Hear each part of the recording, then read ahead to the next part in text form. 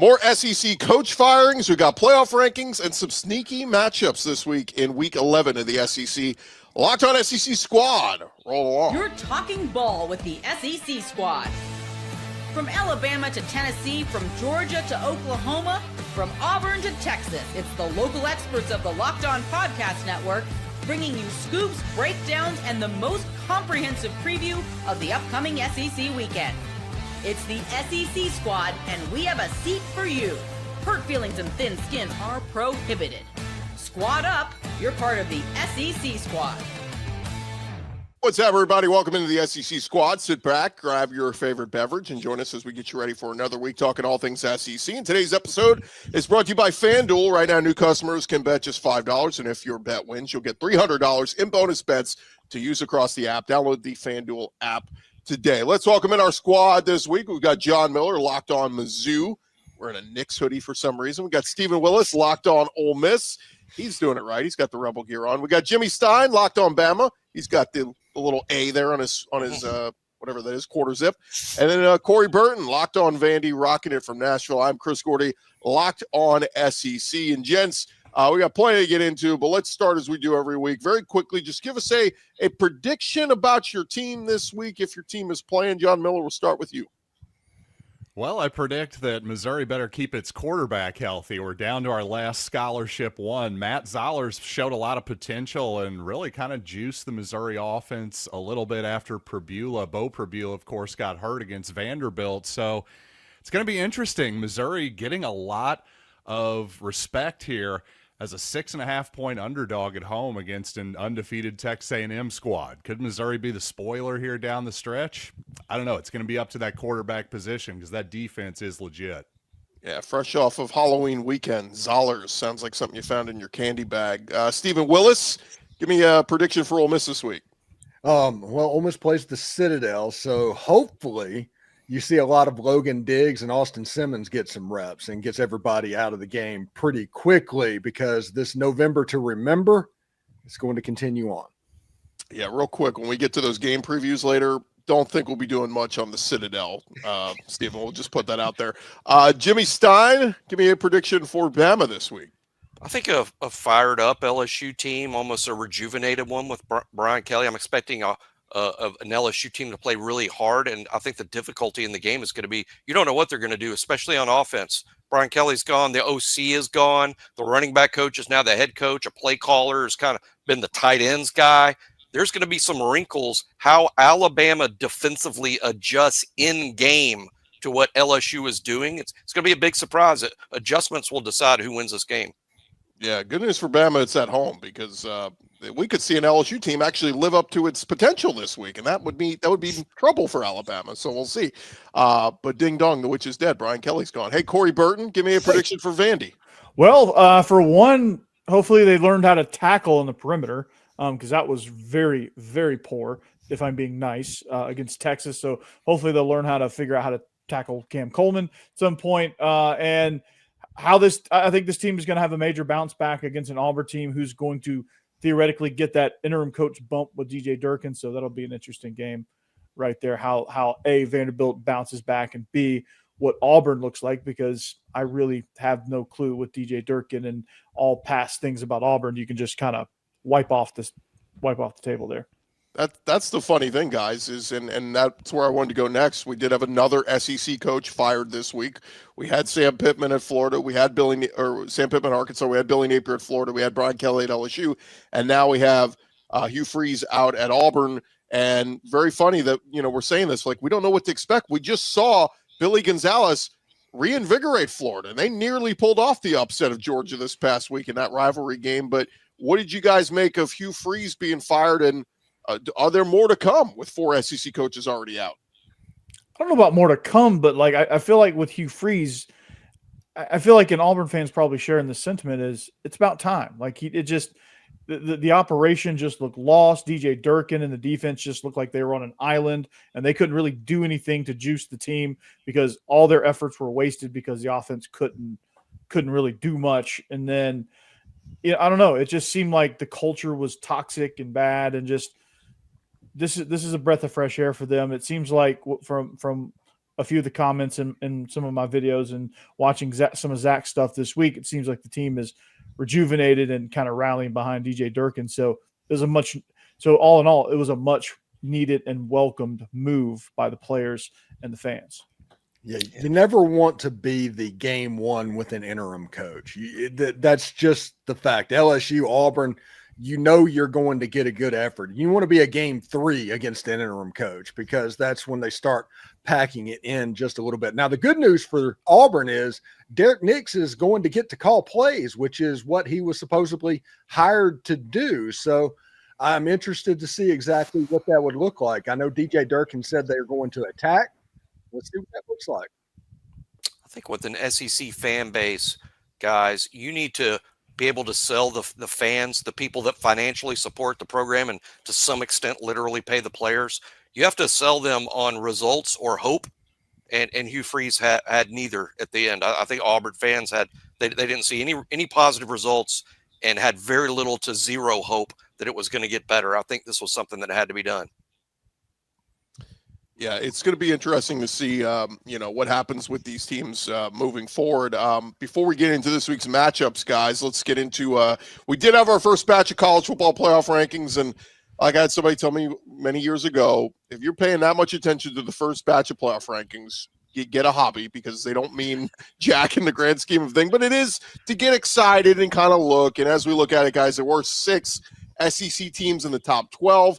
Vanderbilt's still holding strong at 16. Yeah. They have the chance that they went out, they could get in.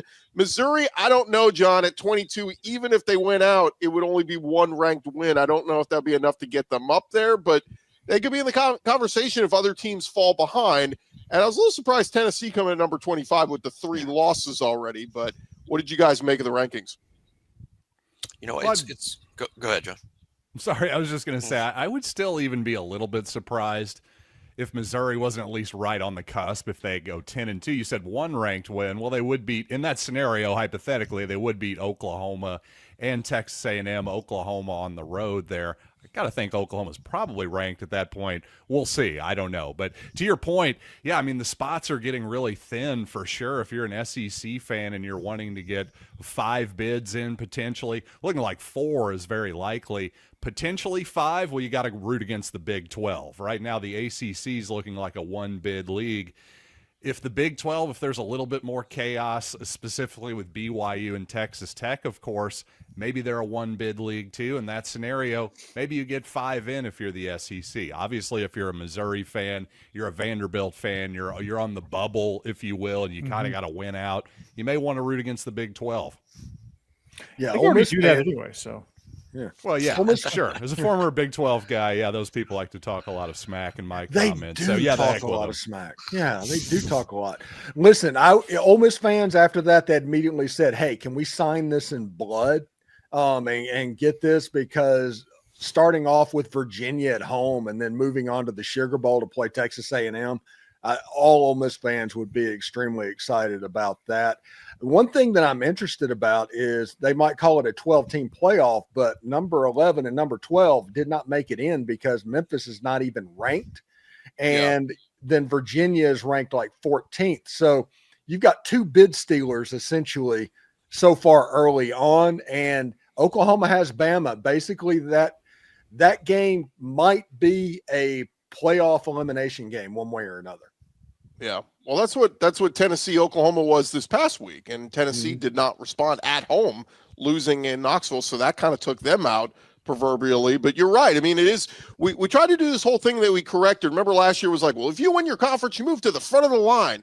And we all realized how stupid that was. So they corrected it. Well, guys, when I look at the rankings, we need to just do the 1 through 12. Like, what's wrong with 1 through 12? Why do we have to still go, well, if you're the ACC champ, you still got to get in? Oh, we got to give the group of 5 a chance. How about the group of 5 earn it? Go undefeated as a group of 5 team and play a tough non-conference schedule. Like, to give me, them their own insanity. tournament. Give them their own tournament. I would watch that. I would watch Memphis and Boise State. Yeah. Yeah, give them their own tournament. I mean, I think every other level of college football has their own tournament. Why not just split Division I into 3 tournaments?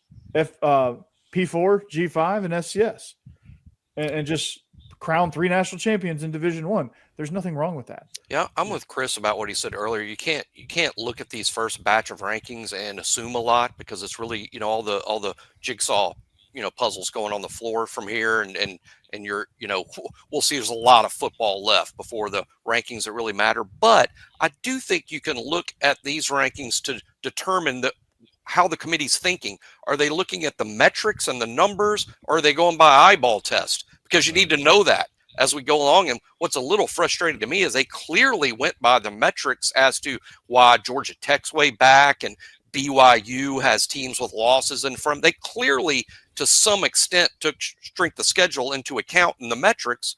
But 1, 2, 3, Ohio State, Indiana, and Texas A&M, it seems they went by eyeball test there. They feel that, I think the committee chairman said last Tuesday, we think A&M's not as good defensively as Ohio State and Indiana. That's what he said. They're going by eyeball test as to the 1, 2, 3, but seem to be applying the strength of record and strength of schedule metrics further back. So it's a little inconsistent and confusing to me, but that's kind of how the committee has always been. Mm-hmm. I'm glad that Oregon fell back, because Oregon's best win is against Northwestern, and they got absolutely dog walked by Indiana. So if they would have been 5th or 6th or 7th, that would have been a signal to that the committee is doing the stuff that they were doing last year. But them at 9, it kind of feels like the right place. Yeah, and Ole Miss getting some love too. I mean, they were number 7 in the AP and coaches poll, but number 6 in the playoff committee's poll. Good. Yeah, I was just going to say, just getting back to the group of 5 discussion a little bit, I wonder if we might start thinking about a cutoff at a certain point. Like, you have to be in the top 20 to get that automatic bid as a group of 5 in the playoff rankings, whatever that cutoff might be. I don't think that's the craziest idea in the world, but I like your all's more radical approaches, at least for a thought too. Maybe you do break it off into even more tournaments. More. I mean, think of the recruiting. Think of the recruiting. Think of like what those G5 programs could do money wise, recruiting wise. Like, hey, you can come win a national championship at Ohio University.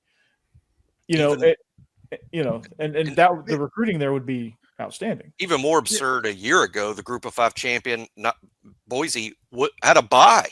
They had a bye because they were among the top 4 highest ranked conference champions and had a bye. And while I do appreciate the job that Boise's done, I do think they're legitimately good with some dudes like Ashton Jenny. The quarterback was a good player. There were probably Power 4 teams not in the field that would beat Boise straight up on a neutral field. And they had a bye. And you look at the way it's set up, Memphis traveling to Athens, Georgia, that's basically a home game for the Georgia Bulldogs that you don't have to pay attention to. Georgia would win that game by 3 or 4 touchdowns if that game was played in Athens. And wouldn't it be better if Memphis had a chance to win a national title because they deserve that instead of being a sacrificial lamb to one of the most talented teams in the entire country?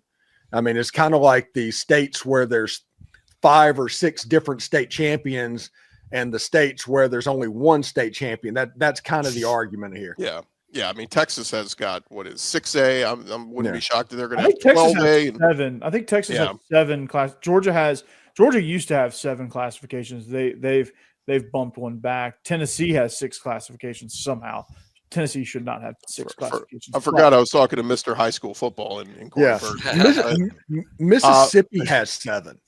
Tell me there's 3 million people in that state, and there's 7 classifications. Well, gents, all this is going to figure out in the wash the next couple of weeks, and we got some games to react to and preview coming up this weekend. That is coming your way next right here. SEC Squad talking more ball coming up next. Playoff action football would be amazing. Ooh, yeah. Back to the squad in just a second, but first, when the opening whistle blows on a new repair, get your crew moving forward with SupplyHouse. Order today and see parts on your doorstep tomorrow. Over 280,000 plumbing, HVAC, and electrical items from the most trusted brands in the business. Their real-time inventory and honest lead times keep you from punting projects, while their industry-leading customer service always has your blind side covered. If you need parts fast for a project, SupplyHouse is next day delivery. Talk about a game changer. The part finder tools and 3D schematics, they can save you hours on jobs where every detail matters. And their Trademaster perks like priority shipping and dedicated support make the whole process smoother. Join the free Trademaster program today and score serious perks like priority shipping, lower prices, and a dedicated support line. Visit SupplyHouse.com, sign up for free, and use our code SHCollege5 for 5% off your first order. That's at SupplyHouse.com. Real people, real service. All right, gents, SEC squad rolling along here. Let's get into some of the matchups in the SEC this week. And, we kind of had some of these games these last few weeks that I describe as sneaky, where, like, you look on paper and you go, this team's supposed to blow this other team out. But it continues on, guys. So many games in the SEC this year are decided by one score or less. It just keeps happening. Nobody's blowing anybody out barely. So let's get into some of these games. Let's start with your game, John, 2:30 Central on ABC. It will be 8-0 undefeated Texas A&M at number 22 Missouri. You mentioned already about Matt Zollers being the guy, but what's the recipe here? I mean, is this going to be – do you have to lean on Ahmad Hardy and get that run game going?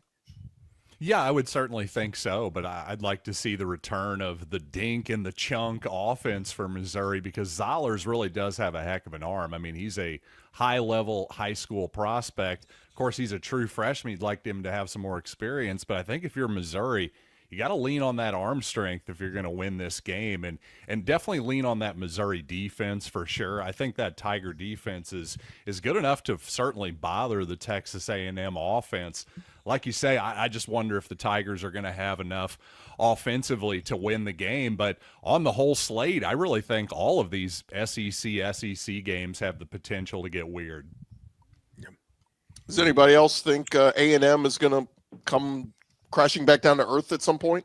If Missouri had Bo Prabula this weekend, I would be almost like adamant that I sort of like Missouri in that spot. But I think Zollers, he's the real X factor here. I mean, it's hard to imagine a true freshman making his first start against the number 3 team in the country with all that's at stake. I think it might just be too much for him. But if they had Prabula this weekend, I'd be like, hey, watch Missouri to upset A&M. A&M due to lose. They've played a lot of close games and are probably due to lose. I just don't know that Zollers is enough. Yeah, I mean, those edge guys for Missouri, I think, are going to give A&M fits. Yes. I mean, I've said it. I got a little bit of pushback on some of my comments, but I said, Zion Young and Damon Wilson are two of the best edge players, the best edge duo probably in the country. Most definitely the league. I mean, those guys are ballers, man. And Marcel Reed is going to have to contend with that. Colin Klein's going to have to contend with that and figure out how to game plan for those guys. And to add to that, it's not like they're not tough on the inside too. That nose guard, John, I don't know what his name is. Chris McClellan, probably. McClellan was just bench pressing Vandy's center all day long and just had control of him all day long. And that was impressive too. Yeah, the most important thing in this game is going to be Missouri staying on schedule. You can't being 3rd and long against this Texas A&M defense. They'll eat a freshman quarterback for breakfast because they eat senior quarterbacks for breakfast when you have long yardage. So you're going to have to stay on schedule. Ahmad Hardy has to have that game, and you need to not run the quarterback because when you run the quarterback, you risk an injury. And as John said, this is their last scholarship quarterback. Yeah, and just quickly an obvious point, but on the true freshman making his first start, hey, better at Faurot Field than Kyle Field. That's for sure. Yeah. And let's say this on Matt Zollers. He was a top 100 recruit. This isn't, he's not some slappy that's just being thrown out there. This is a guy that was, 4-star and number 93 in the composite rankings. So that dude has boys, man. He's good. He's got a cannon for an arm, and he's athletic too. Pretty good size, 6'3". I mean, he's an impressive player. So he's an impressive talent. We'll see what happens on Saturday, though. And a true freshman quarterback going off against Texas A&M, that's not exactly a new thing. So it could happen. I'll tell you guys, too, I'm one of the awards I vote for, the Lombardi Award. They announced their 13 finalists this week. Cassius Howell from A&M is one of those finalists. He has been a monster this year at A&M. So watch where he is. Don't let him get close to Zollers or it can be trouble. Everybody feel like, are we picking A&M? Matt, John, are you rolling with Mizzou? What are we doing here?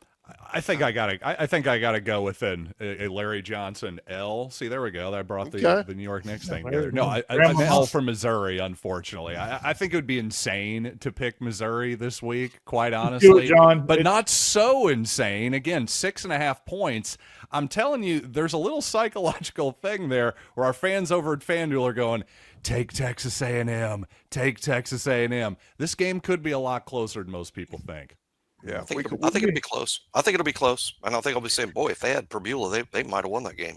And if Texas A&M loses one game, if they lose to Missouri, they're going to lose two. Yeah, and don't forget they made mistakes in that LSU game before that second half blowout. I mean, they had a blocked punt. I mean, they had a bunch of stuff go wrong in that game.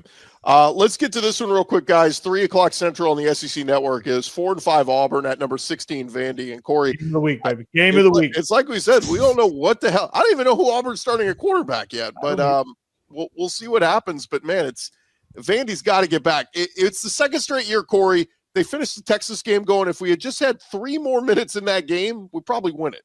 Yeah, exactly. I mean, they can't start the first 3.5 quarters getting blown out either. I mean, that's just that can't happen. But I think one of the things they found was that maybe they don't have to be this ball control 55 play, run it all the time team. I mean, they found some things in the passing game against Texas, surprisingly, that I think they could use going forward, because this is going to be a really important 3-game stretch for them with Auburn and then a bye week, then Kentucky and Tennessee, to potentially have a chance at making the playoff field.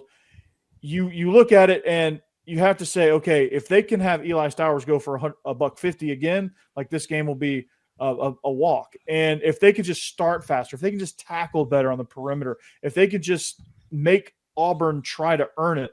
I don't know who's going to play quarterback for Auburn. I have to think that it's not going to I know the effort's going to be there, but the execution, I don't know that the execution just magically improves drastically.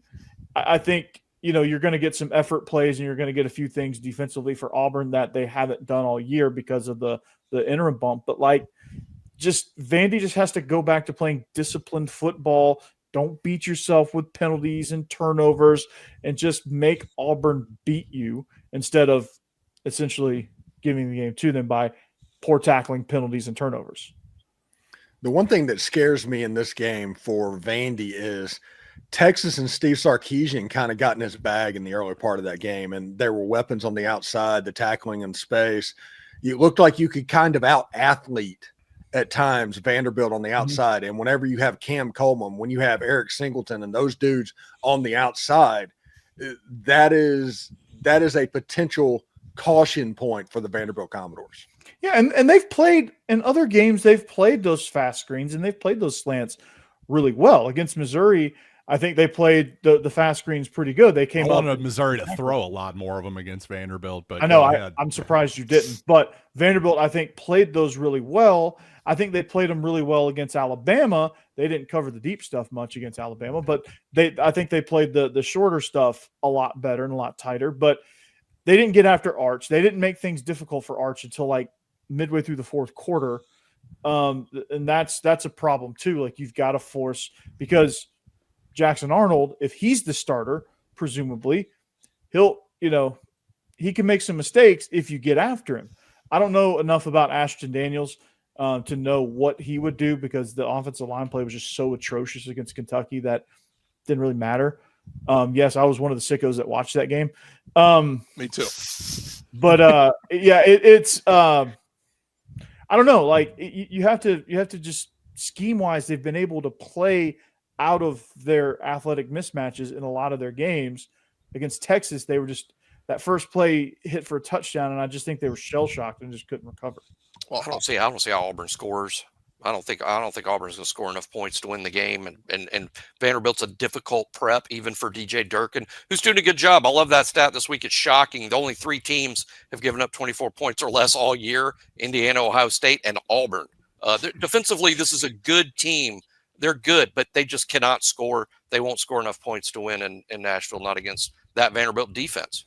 I was going to say, if the defense shows up and they play, I mean, DJ Durkin making a case for being the permanent coach there at Auburn. This would be a big one if he could find a way to win it. Go ahead, Joe. Yeah. Yeah, I was just going to say, I think I agree with Jimmy. I don't want to overrate the fired coach, new coach, interim bump here on just the 1 week here. I agree with Jimmy. I just don't see Auburn suddenly is going to find a bunch of points and first downs that they haven't had the last few weeks. I just don't see it. Or all year, really. Yeah, exactly. The one thing that Auburn could do, and it wouldn't surprise me, and the way that Auburn might win this is short field off of a fumble, a punt return for a touchdown, something like that, that could helps the offense to where Auburn gets above 24 points. That's probably the goal in this game. Get above 24 points. And if you could do that, you'll likely win the ball game. But I don't think that Auburn can do that. No. When we return, fellas, we got a couple more to touch on, including the big one for Jimmy. Normally a big one, LSU Bama. We'll talk about that coming up next. More squad action in just a sec, but first, NBA is back. No better place to get in on all the action than with FanDuel, the official sports betting partner of the NBA. Even if you miss the start of a game, you can jump in. They got live betting. They've got, of course, if you want to ride the hot hand, FanDuel, they got live bets from everything from who will score next to fourth quarter comebacks. Of course, they got all the pro action as well, college football. We tell you every week about some of the big SEC lines. If you want to get in on it and you haven't done it yet, might I recommend our friends at FanDuel. Keeps every game exciting, especially when your team is making that late push in a game. I love the upset picks. If you like a big upset in the SEC this week, you can make that over at FanDuel. Right now, FanDuel giving new customers $300 in bonus bets when your first $5 bet wins. Head to FanDuel.com, sign up, and play your game with FanDuel. They are the official sports betting partner of the NBA, FanDuel.com. SEC squad talking more ball, and gents previewing some of the games this weekend. We got LSU 5-3 at number 4 Alabama. This one before the season, I thought, oh, this is going to be a big one. LSU not living up to those expectations, firing Brian Kelly. That said, Jimmy, I look at that roster. There's still a ton of talent, NFL talent. I think a lot of these guys are going to hear their names called, in next April in the draft. So for Alabama, they can't let their guard down, but it feels like that's been the story of this season has been Alabama not letting their guard down and continue to play their game and keep winning. Yeah, Brian Kelly didn't get fired because he wasn't signing enough dudes. I mean, this is just a typical LSU's got dudes. They always do. I think the difficulty for Alabama, I mentioned it earlier in the show, is LSU's going to make changes on offense. There's no question they are. The running back coach is now the head coach, the tight end coach. He's going to call plays. There were probably, imagine this, staff dissension under Brian Kelly. The assistants probably wanted to do some other things, and Brian Kelly said, no. Now we're going to see those other things, whatever they are. I think Alabama has to implement a defensive plan based on 8 games of LSU tape. But then the game's going to start Saturday night, and LSU may be doing something completely different. I think in-game adjustments that Alabama defensive coordinator Kane Womack is going to make will be the key. Because if LSU can score 20, 24, 25 points, their defense has been good all year. Their defense will give them a chance to win if their offense can score into the mid-20s. Alabama's only averaging 29 points a game against SEC competition. I think if LSU can find points that haven't been there the last couple of weeks, this can be a close game. I suspect LSU is going to play very hard, and they typically play well in Tuscaloosa at night. I think it's going to be relatively close, but in the end, Ty Simpson throwing to his great receiving group has been just a bit more efficient than Garrett Nussmeier throwing to his talented group. I like Ty and Alabama's receivers to win the game, but it's going to be tight. I would say, the line's around 10.5. I think Alabama wins by around 9 or 10. Jimmy, you make a great point with the receiving cores and Alabama's offense. I think they're going to have to find a way to take it, early to mid fourth quarter. Like Ty Simpson's going to have to go on some drive, I think, to really either put the game away where it's like tight, or maybe if it's like a close game and they're just like 4 points down, kind of like what Georgia did against Florida. You have a drive like midway through the fourth quarter to go get that win against a fired up LSU team. And I think that's what it's going to come down to. And I trust the Heisman hopeful and his talented group of receivers versus Nussmeier, who behind a kind of a pitiful offensive line almost, especially at the tackle position. They've just been subpar all year. I don't know if that magically changes either. But I think Alabama in an edger here for this game. It's going to be, thankfully it's going to be at home for the Crimson Tide. And I will predict that in this game, Michael Van Buren is going to get to play. He is going to lead a touchdown drive for the LSU Tigers, and that is kind of the wrinkle in the package in this ball game. And that's going to make this game a lot closer than people thought it was going to be. Again, this is a first game with an interim coach. You never want to be the first game. Frank Wilson with UTSA, they did some stuff interesting back in the day going on. He likes to run the football. LSU has trouble running the football, so they're probably going to try and scheme some runs and stuff like that up this week. Yeah, I was going to say, you said LSU trouble running the football. They don't try to run the football. When they've run the football times, they've had success at some points, but like they don't stick with it. Against A&M, Harlem Berry had some great runs in the first half. Do you know he carried the ball once in the second half against A&M? Like, that's how you lose games. And so I think you guys make great points. To me, though, Jimmy, we talk about the Heisman. Ty is building the resume.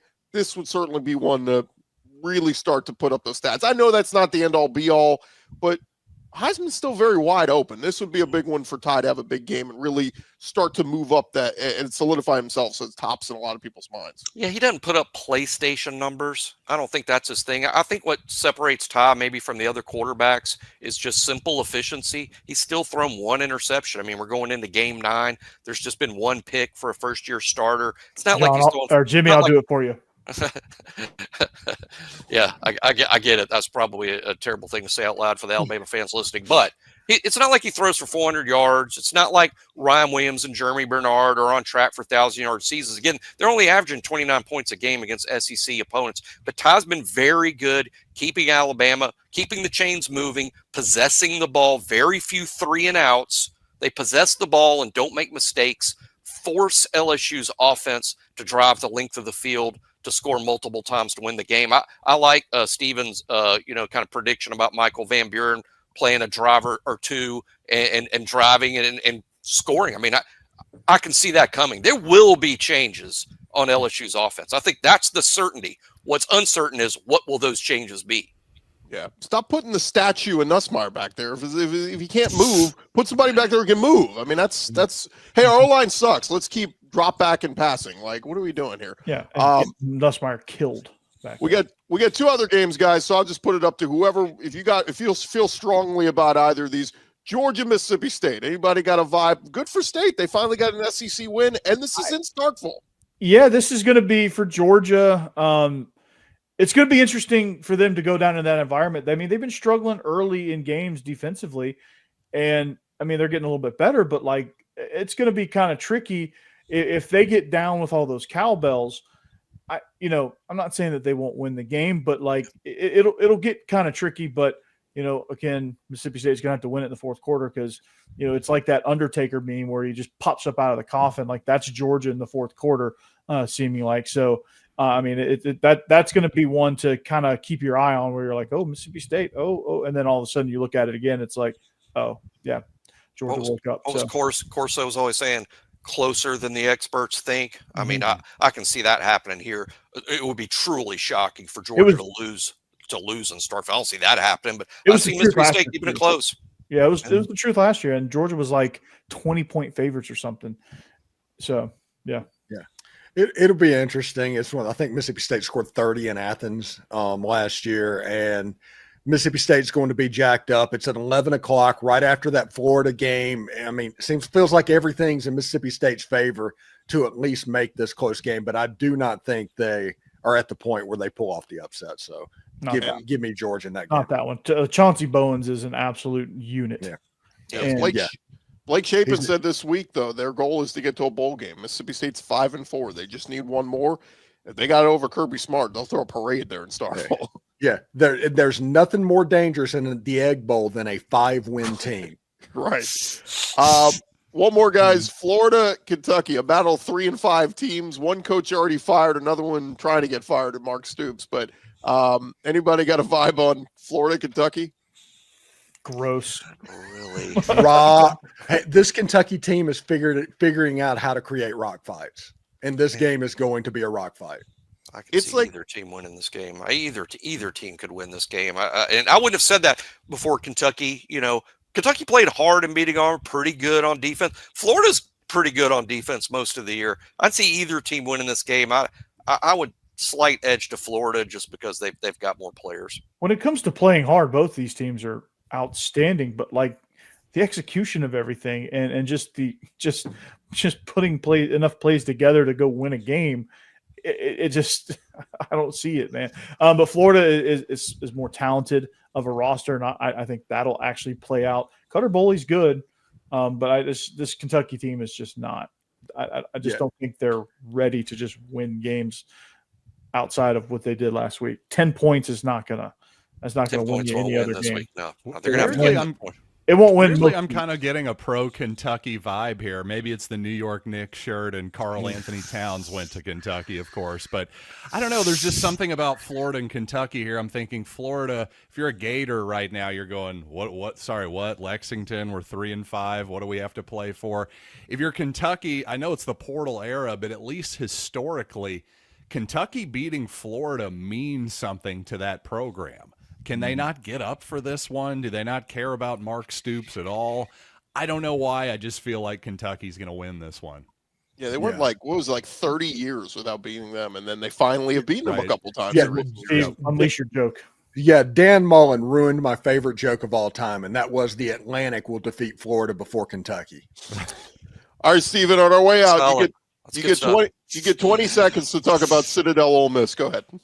It's going to be a sloppy game. Trinidad Chambliss needs a couple more reps to get ready and get his timing back of what's going on. Get Kejuan Lacey out of the game, play defense. It might be sloppy, win the game, move on to Florida. Ole Miss by 1 million. Yeah, you're a top 6 team. That's the only reason I gave you that. If y'all were 500, we wouldn't even mention that. Yeah. Heck, on my show, I'm talking Florida Gators this week. So, yeah. There you have it. Well, gents, it's going to be a fun week. It sucks when we get to week 11 because it's like, God, we only got a few more weeks left of this. But it's going to be fun. It's going to be exciting, especially if your team is still alive for postseason play. For John Miller, Stephen Willis, Jimmy Stein, Corey Bird, I'm Chris Gordon. It's been our Locked On SEC squad. Come on back and see us next week. Peace. We could talk football all year long, though. Is that allowed? It's definitely not frowned upon. That is